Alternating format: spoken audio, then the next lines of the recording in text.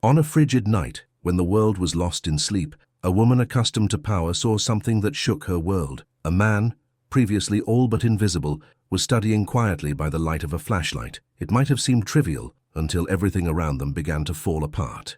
Part 1. Martin Miller slid the key into the gate lock with a metallic click that echoed off the high stone walls of the Newman estate.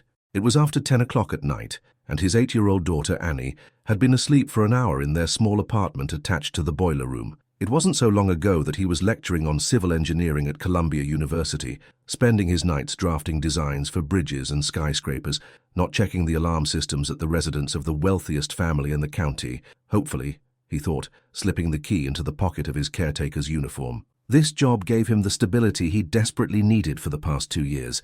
Ever since Maggie, he cut the thought short. He never let it finish. He walked the narrow garden paths, his flashlight beam dancing across each window on the ground floor of the 2-story mansion.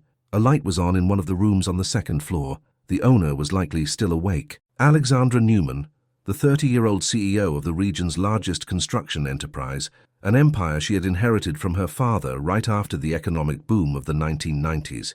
In the 6 months he'd worked here, she'd probably seen him a dozen times at most, always distant, always focused on a business call. That's when he heard a strange sound coming from the rear garden. Someone was crying. Martin hesitated. According to his instructions, any unusual noise was to be reported to the head of security, but this sounded like a woman in despair. Not a thief, not an intruder, someone who was hurting. He moved toward the sound, passing the marble fountain and the rose garden he himself tended in the morning hours.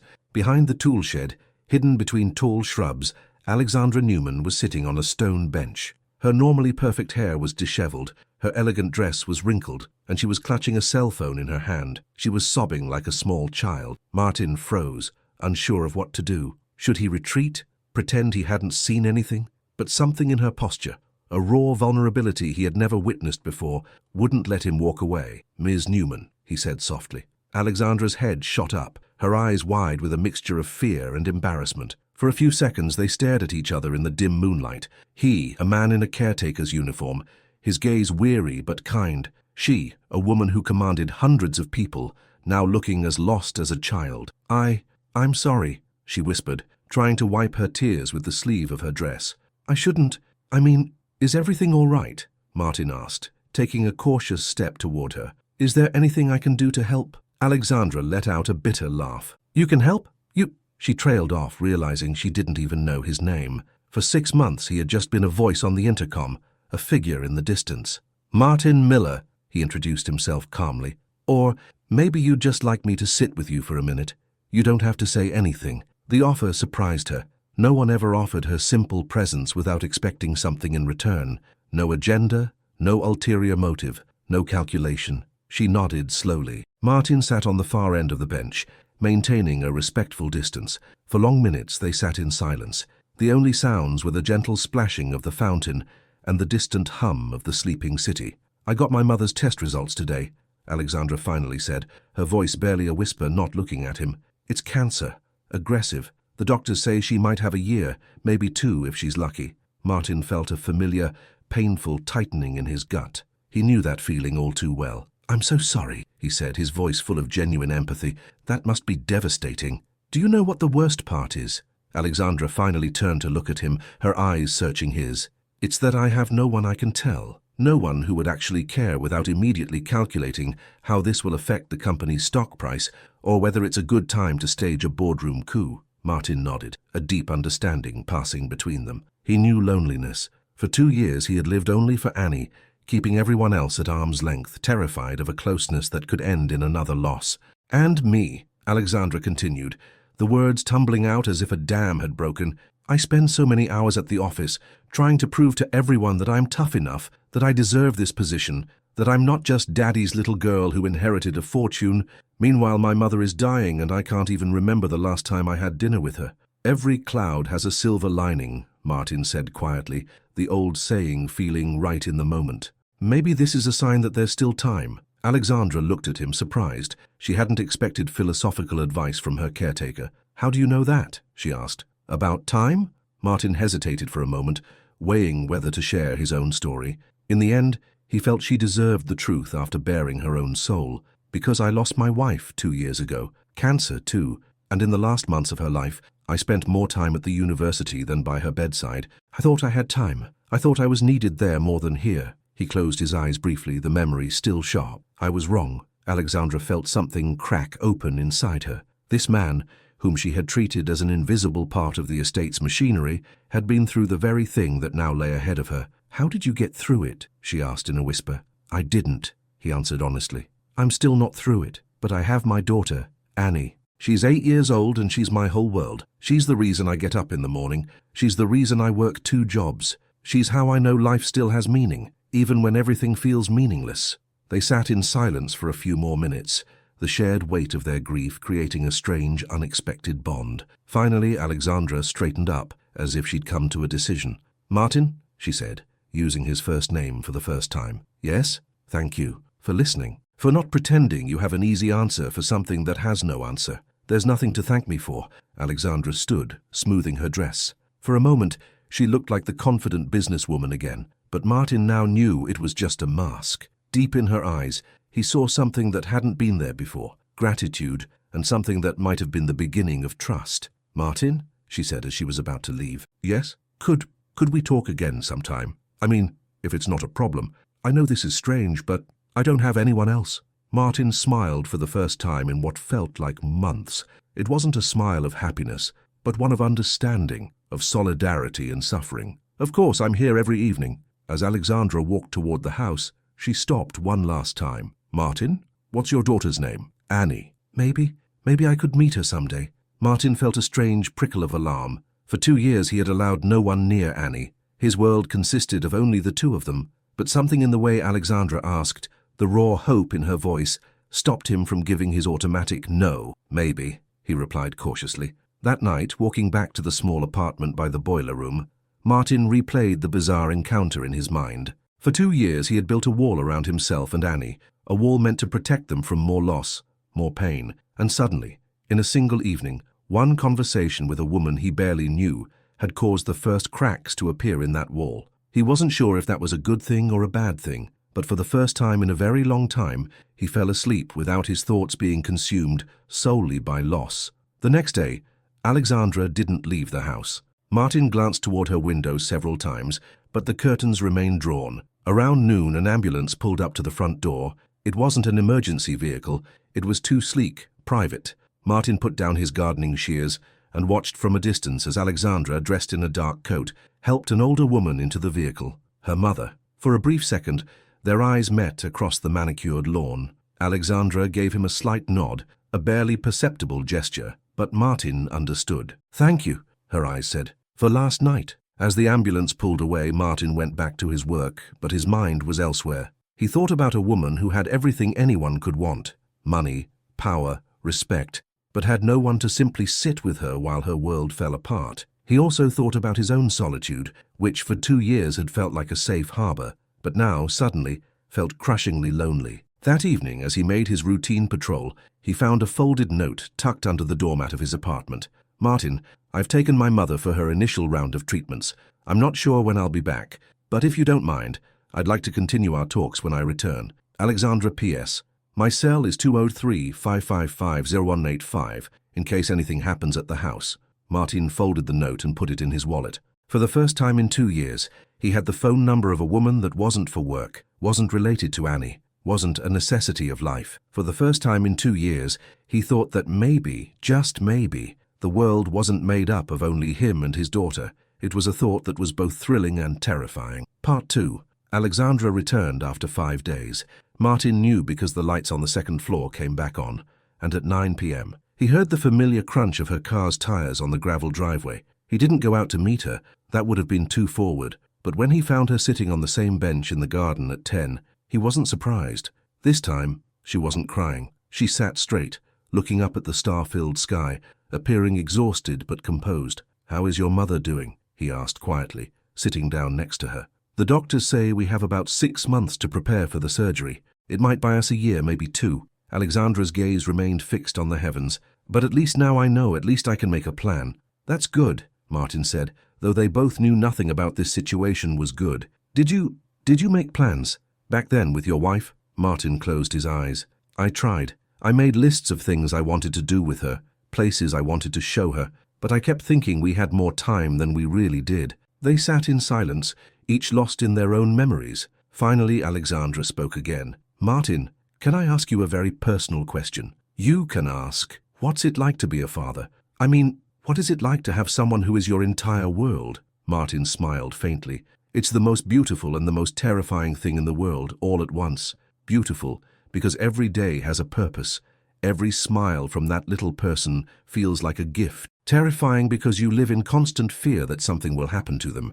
And how is she handling the loss of her mother? Worse than I am, Martin admitted honestly. Sometimes a sadness comes over her that I can't chase away. She asks questions that have no answers. Why do good people suffer? Why can't Mum come back just for one day? Yesterday she asked me if I was going to leave too. Alexandra felt a sharp pang in her heart. What did you tell her? That I'll do everything in my power to stay with her for as long as I can, but that I can't promise because nobody can promise that. Martin sighed. It was hard, telling an 8-year-old that life comes with no guarantees. She sounds like a smart little girl. She is, sometimes too smart for her own good. Alexandra hesitated for a moment, then said something that surprised them both. Could I meet her? Martin turned to her sharply. That's not a good idea. Why not? Because Martin searched for words that wouldn't sound like an accusation. Because you live in a different world. Because when you get tired of this acquaintance, Annie might get attached, and then she'll be the one who gets hurt.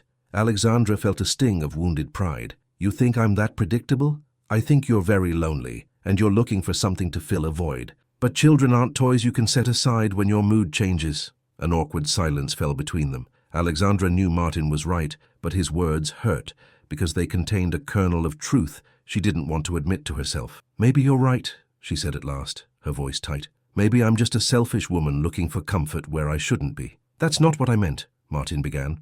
But Alexandra was already on her feet. I'm sorry to have bothered you. It won't happen again. She walked away quickly, and Martin felt like the world's biggest fool. He wanted to stop her, to apologize, to explain that he was only trying to protect Annie, not wound her, but he did nothing. He watched her disappear behind the roses and knew he had just broken something that could have been the start of something good. For the next 3 days, Alexandra didn't come out to the garden. Martin went about his duties mechanically, his thoughts circling back to their last conversation. Had he been too harsh? Had his own fear of opening up again made him push away someone who genuinely needed support? On the 4th day, as he was trimming the hedges by the main gate, he heard a small voice. Daddy, who is that lady? He turned and saw Annie standing a few feet away, pointing toward Alexandra, who was just leaving the house. Dressed in a sharp business suit, she was clearly headed to the office. That's Miss Newman, she owns the house, Martin said, setting down his shears. She's sad, Annie stated, with the simple directness only a child possesses. What makes you say that? She has sad eyes, like you do, Daddy, on your bad days. Martin glanced at Alexandra, who was now getting into her car. Their eyes met for a split second, but she quickly looked away. Maybe you should talk to her, Annie suggested. Like those people say, sometimes it helps. What people? On TV, they say when you talk about sadness, it gets smaller. Martin smiled in spite of himself. His daughter was watching far too many daytime talk shows. It's not that simple, honey. Why not? Because grown-ups are complicated. Sometimes they want help, but they don't know how to ask for it. And sometimes they just want to be alone. Annie considered this for a moment, scratching her nose, a habit she'd inherited from her mother. But you're not complicated, Daddy. You're just scared. The 8-year-old's words hit their mark like a well-aimed arrow. Martin really was scared. Scared of attachment, scared of another loss, scared of opening his heart only to have it broken again. Maybe you're right, he admitted. So go talk to her, but be nice this time. Martin shook his head, unable to believe he was getting a lesson in diplomacy from his daughter. That evening, he found a memo under his door. This time, it wasn't a personal note from Alexandra, but an official notice from the estate manager. Mr. Miller, effective next week, you will also be responsible for checking the interior lighting of the main residence. You can pick up the keys tomorrow morning. Stephen Myers, estate manager. Martin frowned. In his 6 months here, he'd never been given access to the inside of the house. It was clearly stipulated in his contract. His duties were confined to the grounds and the exterior security system. Why the sudden change? The next morning, when he picked up the keys from the manager, he asked about the reason. Ms. Newman's orders, Stephen Myers replied curtly. The older man had an unpleasantly sharp gaze. Apparently, you've earned the owner's trust. There was something unsettling in the way he said it, as if he were insinuating more than just a professional relationship. That first evening, when Martin entered the main house to check the lights, he felt a strange sense of displacement. The high ceilings, the marble floors, the expensive paintings on the walls, it all reminded him of the life he once had. Not on this scale, of course, but as a university professor, he had lived in a home filled with books and art. He was checking a lamp in the living room when he heard footsteps on the stairs. Martin. He turned to see Alexandra descending the marble staircase. She was wearing casual clothes, something he'd never seen before, and she looked younger, more approachable. "Miss Newman, I'm sorry to disturb you. Stephen told me to check the lighting." "I know. It was my idea." They stood opposite each other in an awkward silence. "Why?" Martin finally asked. "Because I wanted you to know that my feelings weren't hurt, that I understand why you want to protect your daughter. But I was a fool. I shouldn't have said those things. You should have. Someone who cares that much about their child is no fool." Alexandra sat on the sofa and gestured for him to sit as well. "Martin, can I tell you why I wanted to meet Annie so badly?" He nodded. "When I was 9, my parents were in a car accident. They died at the scene. I was left in the care of my uncle, my father's brother. He was kind, he took care of me, but I was never his daughter. I was an obligation, a problem. At 21, I inherited the company and the fortune, but my entire life I felt like an intruder in someone else's home." Martin felt his stomach clench. "I didn't know, I'm sorry. You have nothing to be sorry for. But maybe now you understand why I wanted so badly to see what real parental love looks like. To see a child who is loved unconditionally." "Alexandra," Martin began, using her first name for the first time, "you don't have to say anything. I just wanted you to know it wasn't the whim of a rich woman. It was the longing of someone who never got to experience what you give Annie every single day." Sitting in that elegant living room, Martin saw Alexandra for who she truly was for the first time. Not the CEO, not the heiress, not a symbol of success. He saw a lonely woman who had spent her life pretending to be stronger than she felt. If you still want to meet Annie," he said carefully, "maybe we could. On neutral ground, a park, or—" Alexandra looked at him with such profound gratitude that it made him uncomfortable. "Really? But on my terms, slowly, and if I see it's hurting Annie in any way, we stop." "Of course. Thank you, Martin. You have no idea how much this means to me." As he was getting up to leave, Alexandra said one more thing. "Martin, I think Annie is the luckiest girl in the world to have a father like you." Walking back across the garden to his apartment, Martin felt a mix of excitement and terror. For 2 years his world had consisted of him and Annie. Now he was letting someone else in, someone who could change everything, for better or for worse. He didn't know that 60 feet away, hidden behind a hedge, Stephen Myers was watching the entire scene through a window, and his face did not express approval. Nor did he know that the next day, Stephen would place a call to the board of directors of Newman Industries, expressing his concern for the CEO's reputation and citing his unsettling observations about her behavior. A blessing in disguise, Alexandra and Annie's first meeting was set for 3 days later, and it was going to change everything. Part 3. The meeting took place in Central Park on Saturday at 2 o'clock. Martin arrived with Annie a few minutes early, choosing a bench by the pond with the swans, a spot that allowed for quiet conversation, but also gave his daughter an escape into play if she felt overwhelmed. Annie wore her best dress, a light blue one with white polka dots that she had picked out herself that morning, declaring that one must look nice for important meetings. Martin smiled as he watched her. His daughter was a natural diplomat. Alexandra arrived right on time, but she looked completely different. Instead of a business suit, she wore simple jeans and a white blouse, her hair tied back in a ponytail with no trace of makeup. She looked her age, maybe even younger. "Annie," Martin said, "this is Ms. Newman, the woman I told you about." Annie stood up from the bench and did a little curtsy, a gesture her grandmother had taught her before she passed away. "Hello, Ms. Newman," she said politely. Alexandra was clearly touched by the small, formal gesture. She crouched down to be at the girl's eye level. "Hello, Annie. It's so nice to finally meet you. I heard you like swans." "I do. Daddy says they're loyal, that when they fall in love, they stay together for their whole lives." Alexandra shot a quick glance at Martin. In the 8-year-old's eyes was a pure, unwavering faith in a love that lasts forever. "That's beautiful," she said softly. "May I sit with you?" For the first hour, the conversation was tentative, polite. Annie talked about school, her favorite teacher, and the book she and her dad were reading. Alexandra listened with an intensity that made it seem as if every word the little girl said was the most important thing in the world. The breakthrough came when Annie asked a simple question. "Ms. Newman, do you have any children?" "No, sweetie, I don't. Do you want to have them?"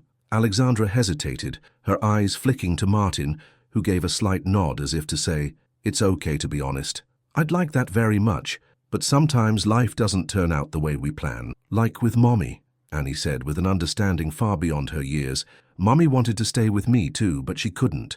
Alexandra felt tears welling up. This little girl who had lost her mother at 6 was trying to comfort her. "Yes, honey, sometimes it's like that. But you know what?" Annie's face suddenly brightened. "Daddy says Mommy stays in our hearts, and that when we love someone that much, they never really disappear." "You have a very wise daddy," Alexandra said, looking at Martin with something that bordered on awe. After 2 hours, Annie was playing by the edge of the pond, feeding the swans pieces of bread they had brought. Martin and Alexandra sat on the bench, watching her. "She's wonderful," Alexandra said. "So smart, so empathetic. How did you manage to raise such a child in this situation?" "I'm not sure I did," Martin replied. "I think she does more of the raising than I do." "Martin, can I ask you something?" "Of course. Where does this wisdom of yours come from, this ability to talk about difficult things? It's not typical for a caretaker." He finished for her with a gentle smile. Alexandra flushed with embarrassment. "That's not what I meant." "It was, and it's okay. The truth is, I wasn't always a caretaker." Martin hesitated for a moment, then told her his story, about the university, where he'd taught bridge engineering, about the projects he'd worked on, about his dreams of building bridges that would connect not just riverbanks, but people. "What happened?" she asked quietly. "Maggie got sick. Her treatment wiped out our savings. Then there was a period when I couldn't work because I was taking care of her and Annie. By the time it was all over, the academic world had moved on, and I'd been left behind. Nobody wanted to hire a 40-year-old widower with a gap in his resume." "But that's horrible. With your education, your experience." "Alexandra, sometimes life gives you a choice. You can either mourn what you've lost, or you can find dignity in what you have. I chose the second option." Alexandra looked at him with such profound respect that it made him feel self-conscious. "Don't look at me like that," he said. "I'm not some kind of hero." "Yes, you are. You just don't know it." That evening, as they walked home, Annie was buzzing with excitement. "Daddy, she's different than I thought," she said, skipping beside him. "Different how?" "I thought rich people were cold, but she's warm and sad, but not in a bad way, in a way that makes you want to give her a hug." "Annie, did you enjoy your time with Ms. Newman?" "Very much. Can we see her again?" Martin smiled. "I think so." He didn't know that at that very moment, Stephen Myers was sitting in his office with a board member of Newman Industries, Thomas Carlson, no relation to Martin despite the common surname. "You understand my concern," Stephen was saying, sliding a folder of long-lens photos across his desk. They were clearly taken in the park. "The CEO is spending her personal time with a groundskeeper and his child. It doesn't look professional." Carlson, a man in his 60s with a silver beard and shrewd eyes, studied the photos. "Interesting, very interesting. Do you have any more information on this man?" "Martin Miller, 34, widower. Works as a caretaker and gardener. Apparently he had some kind of technical degree before, but now..." Stephen shrugged dismissively. "You know what, Stephen? I think our young CEO needs a reminder of what's most important for the company. Have you heard about the plans for the new Midtown commercial development?" Stephen shook his head. "It's a $100 million project. Our company is in the running for the main construction contract, but to get it, Alexandra needs to be focused on business, not on dalliances." "What are you suggesting?" "I'm suggesting that maybe it's time to show Ms. Newman that her personal choices have consequences for the entire company, and perhaps for the people she's grown close to." There was an edge to Carlson's voice that sent a chill down Stephen's spine. The next day, Alexandra arrived at the office in an exceptionally good mood. For the first time in months, her thoughts weren't consumed by her mother's illness or company problems. She was thinking about an 8-year-old girl feeding swans and about a man who had sacrificed his career for his family. Her mood shifted dramatically when Stephen knocked on her office door at 11. "Ms. Newman, I need to speak with you about a delicate matter," he said, placing a manila envelope on her desk. Alexandra opened it and felt her heart leap into her throat. They were the photos from the park, of her, Martin, and Annie. "What is the meaning of this?" she asked, her voice turning to ice. "The meaning is that your behavior is attracting interest from members of the board, particularly Mr. Carlson. My private life is none of the board's business." "With all due respect, Ms. Newman, Everything you do reflects on the company's image, and right now, as we're negotiating the Midtown contract—" "What Midtown contract?" Stephen smiled coldly. "The one you weren't aware of because you've been preoccupied with other matters. Mr. Carlson would like to meet with you today at 5 p.m. to discuss the future of the company and the consequences of certain personal choices." When Stephen left, Alexandra sank heavily into her chair. For the first time since her father's death, she felt like she was losing control of her own company, and that her personal happiness might come at the cost of other people's security. She didn't yet know that this was only the beginning. That very afternoon, a plan would be set in motion that would force her to choose between her own happiness and everything she was responsible for, including the safety of Martin and Annie. Part 4. The meeting with Thomas Carlson took place in the boardroom on the top floor of the Newman Industries building. Alexandra walked in at 5 o'clock sharp, ready for a confrontation. She hadn't expected to see 3 other board members sitting at the table as well. "Alexandra," Carlson greeted her with a synthetic smile. "So good of you to join us. Please, have a seat." Alexandra took the chair at the opposite end of the long table, meeting the gaze of each person present. She had known them for years.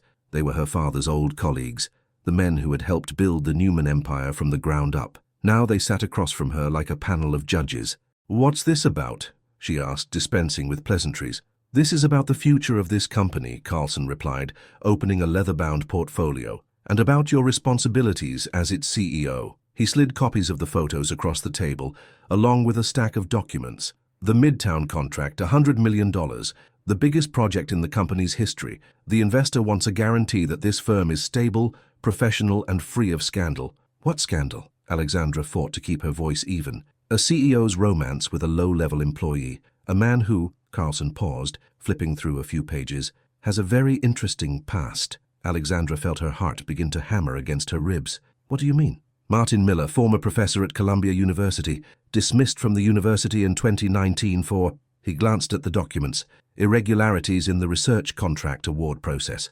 Specifically, he leaked proprietary project information to a rival firm." "That's impossible," Alexandra said, but a seed of doubt had been planted. "Very possible. Our law firm conducted a discreet inquiry. Mr. Miller was collaborating with a firm, Budimex, on a design for the new Hudson River Bridge. When a competitor won the contract, it turned out they were using technical solutions identical to his proposals." Carlson pushed another set of papers toward her. "It was never made public. The university wanted to avoid a scandal, but the facts are the facts. Even if that's true, what does it have to do with—" "It has to do with the fact that we cannot afford a CEO who involves herself with a man of questionable reputation. The Midtown investor is already asking questions about your association with a disgraced university employee." Alexandra felt the floor drop out from under her. "What do you want?" "We want you to sever all contact with Martin Miller immediately and to focus on your business." "And if I refuse?" The silence in the room was heavy. Finally, another board member spoke up. "George Newman, her late father's cousin. Alexandra, between us, we hold 40% of the company's shares. If we call for a vote of no confidence, you will lose your position as CEO." "You can't do that.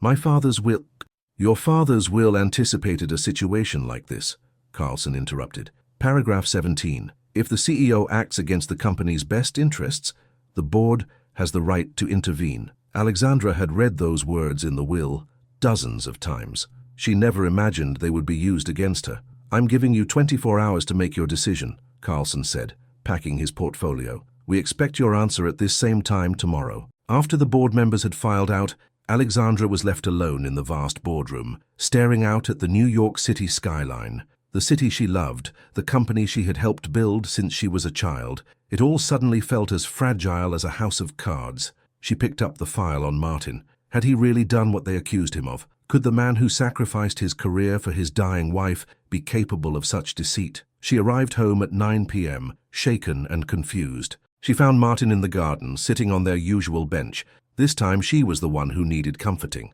"Martin," she said, her voice trembling as she sat down beside him. "Alexandra, what happened? You look like you've seen a ghost." For a moment she considered lying, but she decided he deserved to know the truth. She told him everything, about the meeting, the ultimatum, the documents. She watched his face, searching for any sign of guilt or deceit. She found none. "It's true," he said quietly when she had finished. "The part about the Hudson River Bridge." Alexandra felt her stomach drop. "Martin, but not the way they're telling it." Martin took a deep, weary breath. Yes, I was working on a project for Budimex. Yes, information about my designs was leaked to a competitor, but I wasn't the one who leaked it. Then who was? My research assistant, Paul Green. He was my best student, a kid I trusted like a son. He needed money. His mother had cancer, just like Maggie. The rival firm offered him $50,000 for copies of my calculations. But why were you blamed? Because when it all came out, Paul broke down. He couldn't confess. His mother was in the final stages of her illness. I took the blame for him. Martin, that's insane. Alexandra, the kid was 23 years old with a dying mother. He had his whole life ahead of him. I had a professorship, a stable position, savings. I thought I could weather it. And then Maggie got sick. Yes, and that's when I learned that in the academic world, reputation is everything. No one wanted to hire someone suspected of unethical practices. They sat in silence. Alexandra felt a surge of anger at Martin for his self-destructive nobility, but also a profound admiration for it. What happened to Paul? She asked. He's a professor now, at a university in Boston. His mother lived for another 2 years. He sometimes sends me a Christmas card thanking me. And you got nothing? I have Annie and I have you, that's enough. Tears sprang to Alexandra's eyes. This man, who had lost everything because of his own goodness, was saying that her love was enough for him. Martin, they're making me choose. It's you or the company. That's not a choice, he said softly. The company is your life's work. Hundreds of jobs depend on it. It's your father's legacy. But I love you. It was the first time she had said the words out loud. Martin turned to her, and the pain in his eyes was so deep it broke her heart. I love you too, and that's exactly why I can't let you lose everything because of me. Not again. What do you mean by that? Alexandra, my sense of honor has already ruined the life of someone I loved once. When I took the fall for Paul, I didn't think about the consequences for Maggie and Annie. When I lost my job, they were the ones who paid the price for my choice. This is different. It's not. Once again, I'm faced with a choice between what feels right and what is practical. And once again, the people I love will bear the consequences. Martin stood up from the bench. Tomorrow you will hand me my notice. I'll find a new job, a new apartment for me and Annie. No, Alexandra said, rising to her feet. I won't let you leave. You don't have a choice. I do. I choose you. Let the board take the company. And then what? We'll be left with nothing? Your mother needs the best medical care, which costs a fortune. Annie needs stability, an education, a future. You can't sacrifice all of that for me. I can, and I can't let you. They stood facing each other under the soft glow of the garden lamps.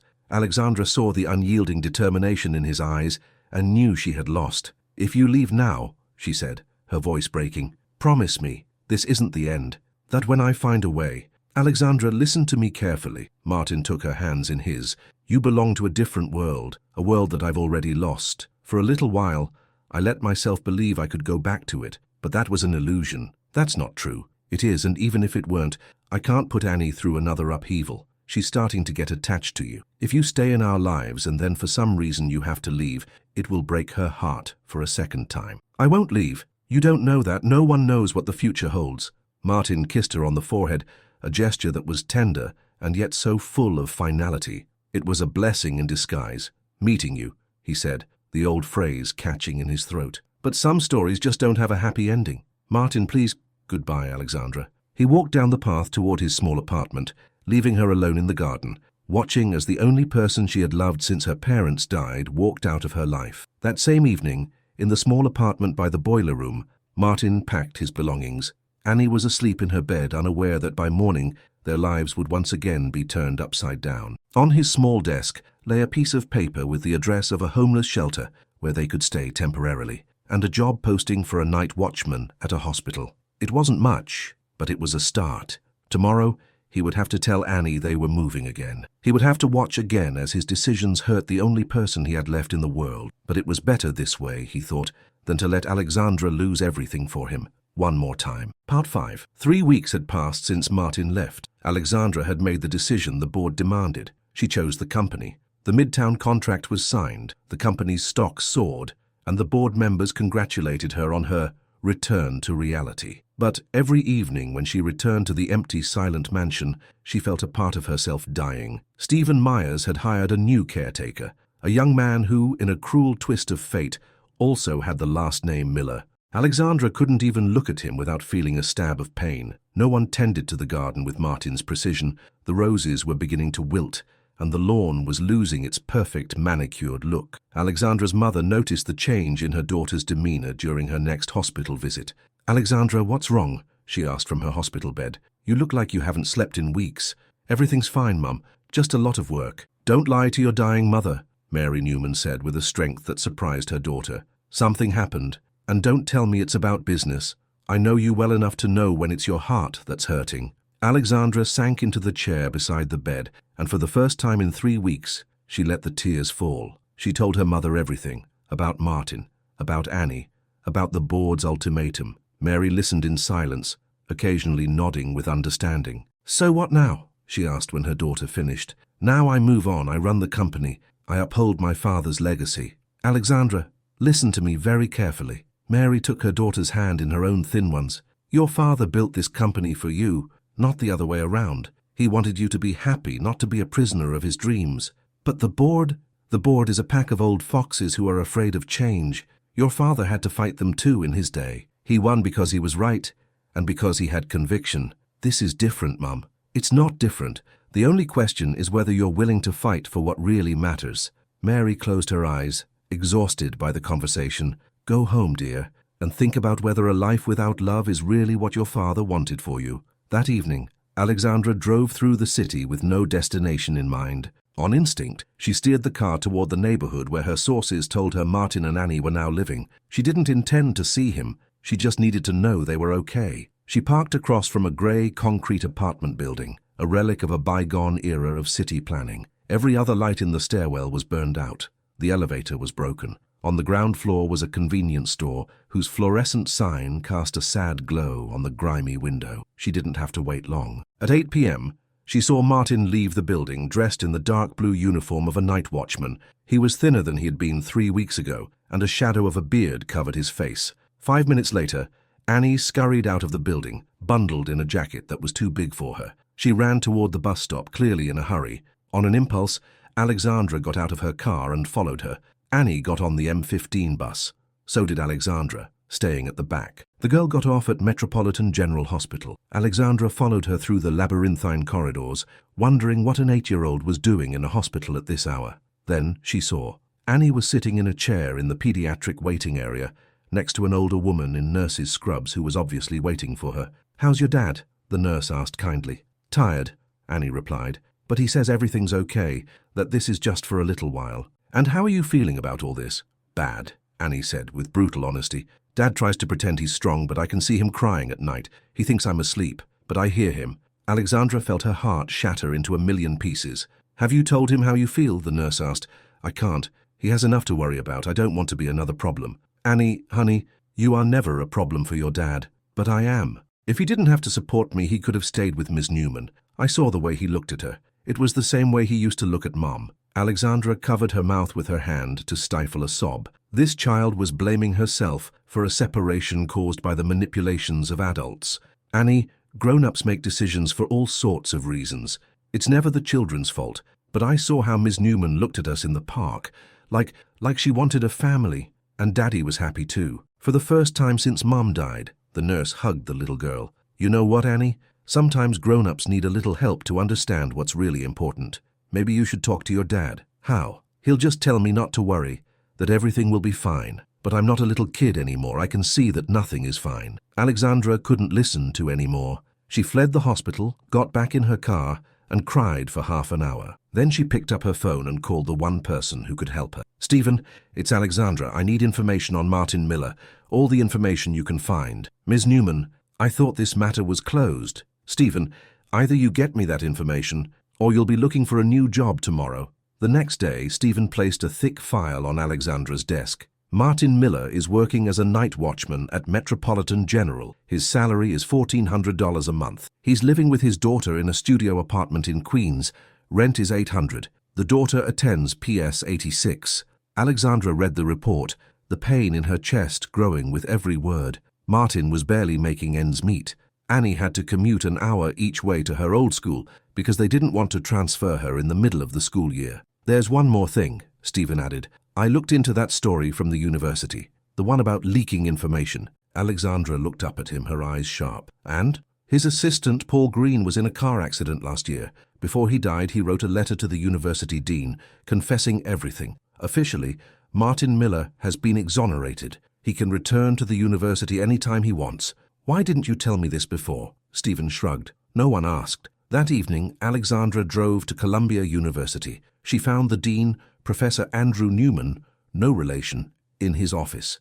Dean Newman, I'm here about Martin Miller. Ah, Professor Miller, an engineering genius and one of the most honorable men I've ever known. I was just drafting a letter to him with an offer to return. Could you tell me about the situation in 2019? The dean sighed. It was a painful chapter. Martin took the fall to protect a young man. We suspected as much, but we couldn't force him to tell the truth. And now? Now we have a written confession from the person responsible. Martin can be reinstated as a full professor, with back pay for the years he lost. Alexandra felt the first flicker of hope in 3 weeks.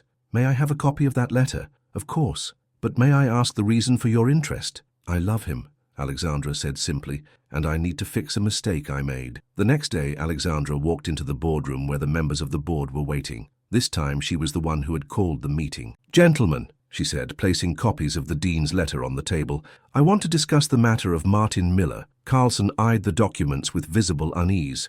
Alexandra, we thought this matter was settled. It is, but not in the way you imagined. Alexandra told them the truth about Martin, about Paul Green's letter, about Columbia's offer. She watched as the faces of the board members grew increasingly tense. This is very interesting, Carlson said finally, but it doesn't change the fact that the Midtown contract has been signed. The company is stable, and I am making a decision about my private life. Alexandra, you can have any private life you wish, but as the CEO of this company, Alexandra interrupted, her voice ringing with authority, I am informing you that tomorrow I will be offering Martin Miller the position of chief engineer for our construction projects, with a salary of $200,000 a year. A stunned silence filled the room. That's madness, George Newman finally said. It's business, Alexandra countered. We have the biggest contract in the company's history. We need the best specialists. Martin Miller is one of the most brilliant bridge engineers in the country, but his reputation has been officially cleared. Alexandra placed copies of the documents from Columbia on the table. Gentlemen, you have a choice. You can either support my business decisions, or you can find yourselves a new CEO. You can't blackmail us, Carlson hissed. I'm not blackmailing you. I'm simply stating the facts. The Midtown contract contains a clause allowing the investor to withdraw in the event of a change in management. If you fire me, you lose $100 million. You're bluffing. I'm not.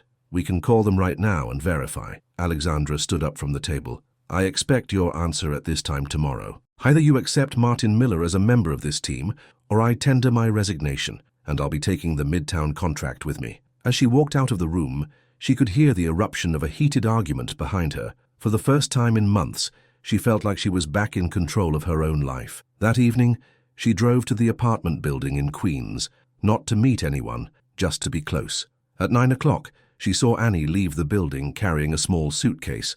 The little girl was walking toward the bus stop, but this time she wasn't alone. Martin was with her. Alexandra followed them. They took a bus downtown, then a subway to Grand Central Terminal. Near the ticket counters, Alexandra overheard a fragment of their conversation. To Aunt Kate's in Boston, just for a few days so Daddy can get us moved. But Daddy, I don't want to go. What if Ms. Newman comes looking for us? Annie, Ms. Newman has her own life, and we have ours. But we could have had one together. Some things just don't work out, honey. Alexandra watched as Martin put his daughter on a train, hugged her tightly, and tried not to cry as he said goodbye. She saw Annie pull away, her small face pressed against the window, looking at her father with a sadness that was heart-wrenching. Long after the train had departed, Martin stood on the platform, staring in the direction it had disappeared. Alexandra could see his slumped shoulders, the way he wiped his eyes. Right then she made her decision. Tomorrow, no matter what the board said, she was going to Boston to get Annie, and she was going to bring her home, to a real home, where they could finally be a family. Part 6. The next morning, Alexandra sat in her office, waiting for the board's call. At 10 o'clock, her assistant buzzed. Ms. Newman, the board requests a meeting at noon. In the boardroom?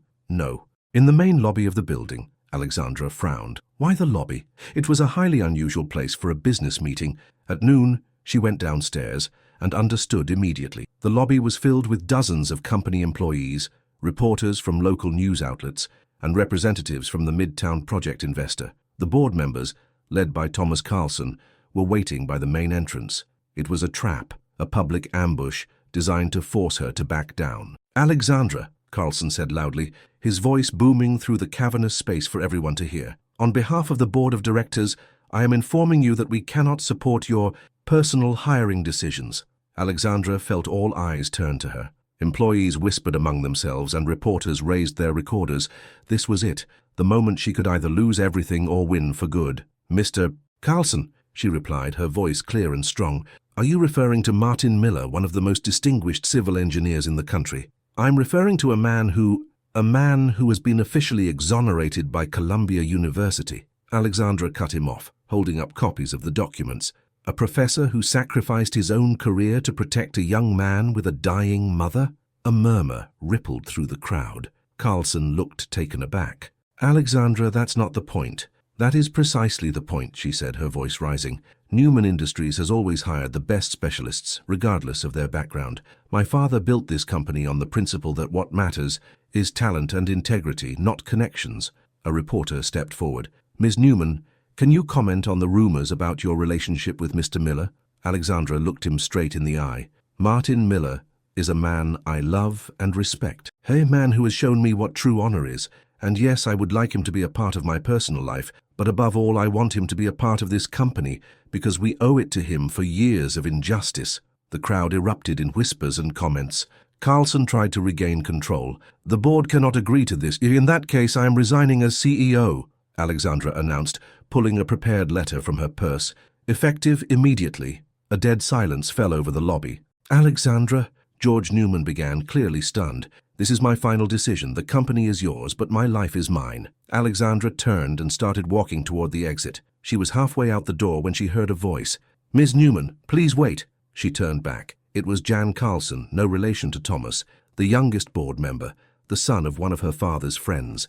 "Alexandra, on behalf of the younger generation of this board, I'd like to say that some of us do not agree with the majority's decision." Thomas Carlson shot him a furious glare. "Jan, you have no right." "I have a right to my vote on this board," Jan replied firmly. "And I vote for Ms. Newman to remain as CEO and for the hiring of Professor Miller." "That's only one vote," Thomas sneered. "You need a majority." "2 votes. Another board member, an older man named Wojcik, spoke up. "I vote in favor as well." 3. A third added. Within minutes, it became clear the board was split right down the middle. The deciding vote belonged to George Newman, her late father's cousin. Everyone waited in tense silence for his decision. "Alexandra," he said at last, "your father was my best friend. If he were alive right now, what would he say about all this?" Alexandra thought of the conversation with her mother in the hospital. "He would say that he built this company for me, not the other way around. He would say he wanted me to be happy." George nodded slowly. "I think you're right. I vote in favor." Carlson looked as if he were about to have a heart attack. "This is madness. This company will have the best engineer in the country," Alexandra said, "and a CEO who loves her job, but not at the expense of everything else." A reporter pushed forward. "Ms. Newman, can you tell us where Mr. Miller is now?" "I don't know," she answered honestly, "but I'm going to find him." The reporters scribbled furiously. This was the story that would be on the front pages tomorrow. CEO chooses love over profit. At 2 p.m., Alexandra got in her car and started driving north toward Boston. A private investigator had found the address of Annie's aunt. The drive took 3 hours. The whole way, she rehearsed what she would say to Martin, how she would explain that everything had changed. Aunt Kate's apartment was in an old brick building from the 60s in a neighborhood called Dorchester. Alexandra knocked on the door on the 3rd floor. A woman in her 50s, who had Martin's features, opened it. "Can I help you?" "Hello, my name is Alexandra Newman. I'm looking for Annie Miller." The woman looked at her with suspicion. "And who are you?" "I'm someone who loves her father very much." Aunt Kate studied her for a moment, then a small smile touched her lips. "Annie, someone's here for you." The little girl ran out of a room and froze when she saw Alexandra. "Ms. Newman, how did you know where I was?" "I found you because I couldn't live without you," Alexandra answered honestly. "Or your dad." Annie ran to her and threw her arms around her waist. "I knew it. I knew you wouldn't leave us. I will never leave you. But right now, we have to go get your dad." As Aunt Kate packed Annie's things, She peppered Alexandra with questions. "Martin called this morning," she said. "Told me he'd found a new place, but he sounded so sad." "Where is he now?" Alexandra asked. "At work, at Metropolitan General, but his shift ends at 8. Alexandra glanced at her watch. It was 4:30. "Annie, do you think we can make it back to New York before your dad's shift ends?" "If you drive fast," the girl replied excitedly. She drove fast. For the first time in her life, Alexandra ignored the speed limits, while Annie sat buckled in the back seat, telling her just how much she had missed her. "Daddy missed you too," she said. "He thought I didn't see it, but I did. Sometimes he would look at pictures of Mum, and sometimes he would say your name in his sleep." At 7:45 they pulled up to Metropolitan General Hospital. Alexandra left the car in the parking garage, and she and Annie ran into the building. Martin was just walking out of the hospital, exhausted after his shift. When he saw his daughter running toward him, he thought he was dreaming. "Annie, what are you doing here? You were supposed to be with your aunt." "Miss Newman came to get me," Annie cried, throwing herself into her father's arms. Martin looked up and saw Alexandra standing a few feet away. Her hair was a mess. Her face was tear-streaked, but she was smiling. "Alexandra, how? Why?" "Because I chose you," she said simply. "I chose both of you. But the company is getting a new chief engineer, you, if you'll accept." Martin shook his head in disbelief. "I don't understand." Alexandra told him about the morning's confrontation with the board, about the resignation that was rejected, about the job offer for him. "But why?" he asked. "Why would you risk everything?" "Because I realize that without you, none of it has any meaning. A house without Annie's laughter isn't a home. A job without someone to share it with isn't a life." Martin pulled her into his arms, and Annie wrapped her small arms around both of them, completing the circle. "God willing, we're going to be happy," Martin whispered, the old phrase feeling more like a promise than a hope. "We will be," Alexandra replied, "all three of us." 6 months later, there were 2 ceremonies. In the morning, at a small church, St. Stanley's, Alexandra and Martin were married. It was a modest affair, just family and close friends. Annie was the flower girl, looking like a little princess in a pink dress.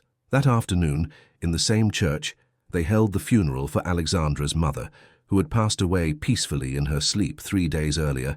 Mary Newman had had the chance to meet Martin and Annie, to give them her blessing, and to tell her daughter how proud she was of her. "A blessing in disguise," Martin said, holding his new wife's hand during the funeral. "Your mom got to see that you were going to be happy." That evening, in the garden of their home, the same one where they first met, they held a small wedding reception. Stephen Myers no longer worked for the family. He had been replaced by a kind young woman who adored Annie. Martin returned to Columbia as a full professor, but he also became the chief engineer at Newman Industries. He split his time between lectures and designing bridges, both real ones and the symbolic ones that connect people. Alexandra ran the company with a renewed energy. The Midtown project was on schedule, and the investors were thrilled with the quality of the engineering work under Martin's direction.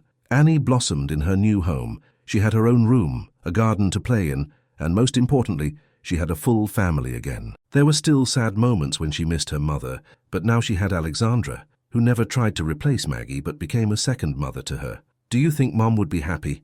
Annie asked one evening as the 3 of them sat together in the garden. "I think Mom would want all of us to be happy," Martin replied, "and we are." "Every cloud has a silver lining," Alexandra added, using the phrase Martin had taught her. A year later, in that same garden, Alexandra told her husband and stepdaughter the most important news of all. "Annie, what would you think about having a baby brother or sister?" The little girl's eyes went wide, and her gaze dropped to Alexandra's stomach.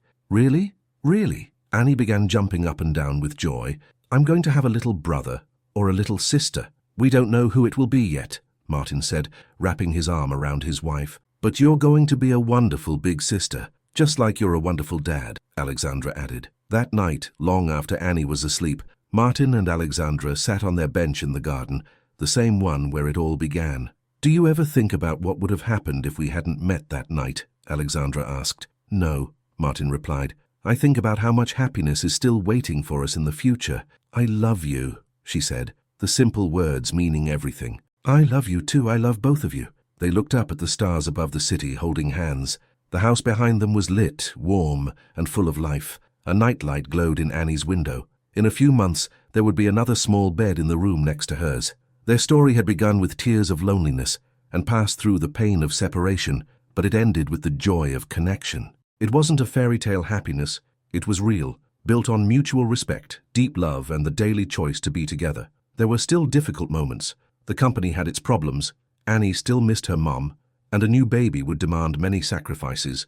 But now they no longer face these challenges alone. "You know, Professor Miller," Alexandra said with a smile, "I was wondering if you could design a bridge for me." "What kind of bridge?" Martin asked. "A bridge between what was and what will be, so we never forget the road we traveled to get here." "That bridge already exists," he replied, kissing her forehead. "It's our hearts." They sat in silence, listening to the gentle splash of the fountain and the distant sounds of the city at night. Tomorrow would be a new day, full of new challenges and new joys, but they would face it together, and that was more than enough. End of story. Dear listeners, we hope the story of Martin, Alexandra, and little Annie has touched your hearts. It's a tale that shows how true love can overcome all social barriers and how the courage to fight for your feelings can change not only your own life, but the lives of those around you. If you want to continue experiencing such powerful emotions, please subscribe to our channel, give us a thumbs up, and let us know in the comments which moment moved you the most. Was it their first meeting in the garden, the struggle against prejudice, or the moment Alexandra chose love over power?